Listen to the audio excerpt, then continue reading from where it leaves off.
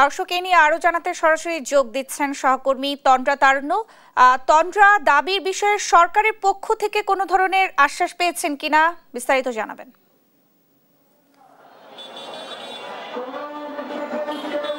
ধন্যবাদ ন্যান্সি আপনাকে। আসলে আপনার প্রশ্নের উত্তর যদি আমি দিই যে সরকার থেকে আসলে কোনো ধরনের তারা কোনো আশার কথা শুনেছেন কিনা বা আশার বার্তা আসলে তারা জেনেছেন কিনা, তাহলে আমি বলবো যে ইতোমধ্যে কিন্তু তাদের সচিবালয়ে কিন্তু স্বতন্ত্র ইবতেদায়ী মাদ্রাসার তাদের তরফ থেকে কিন্তু একটি টিম তারা কিন্তু সচিবালয়ে গিয়েছিল এবং তাদের যে দাবিটি রয়েছে অর্থাৎ জাতীয়করণের যে দাবিটি তারা বলছিলেন সেই দাবির আদলেই কিন্তু আসলে তারা সেখানে গিয়েছেন কথা বলতে। এবং যতটুকু জানা গেছে যে তারা কিন্তু বলছেন যে আজকে 5টার মধ্যে যদি আসলে প্রজ্ঞাপন জারি না করা হয় সেক্ষেত্রে কিন্তু তাদের যে আন্দোলন ছিল সেটি কিন্তু চলমান থাকবে। এবং আজকে কিন্তু তারা দীর্ঘ 20 দিন ধরে তারা আন্দোলন চালাচ্ছেন এবং আজকে কিন্তু তাদের 21তম দিন এবং 21তম দিনেও কিন্তু তারা এখনো প্রেস ক্লাবে তারা আছেন। এবং এখান থেকে কিন্তু যদিও আজকে তাদের লং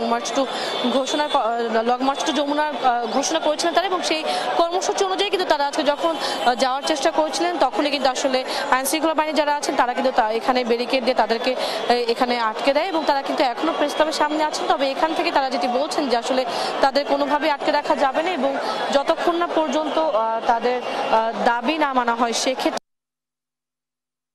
কিন্তু এখানে আইনশৃঙ্খলা বাহিনীর যারা আছেন তারাও কিন্তু এখানে আছেন এবং তারাও কিন্তু আসলে যে কোনো ধরনের বিশৃঙ্খলা এড়ানোর জন্য তারা এখানে প্রস্তুত রয়েছেন।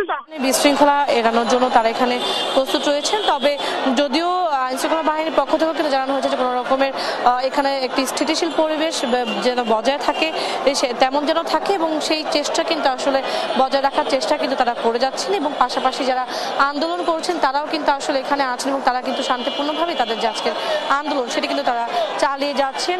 তো এখন পর্যন্ত যদি আমি বলি যে তাদের এই আন্দোলনে আসলে তাদের 5টার দিকে আসলে তাদের যেহেতু বলা হয়েছে এবং তাদের যেহেতু জাতীয়করণের যে প্রজ্ঞাপন জারি করা হবে যদি সেটি জারি না করা হয় সেক্ষেত্রে আসলে তাদের তরফ থেকে পরবর্তীতে তারা আসলে কোন কর্মসূচিতে যাবেন বা তারা আরো কঠোর কর্মসূচিতে যাবেন কিনা সেই ঘোষণা কিন্তু তারা আজকে এই প্রেস ক্লাব থেকেই দিবেন, এমনটা কিন্তু স্বতন্ত্র ইবতেদায়ী মাদ্রাসার শিক্ষক যারা আছেন তারা কিন্তু জানিয়েছেন।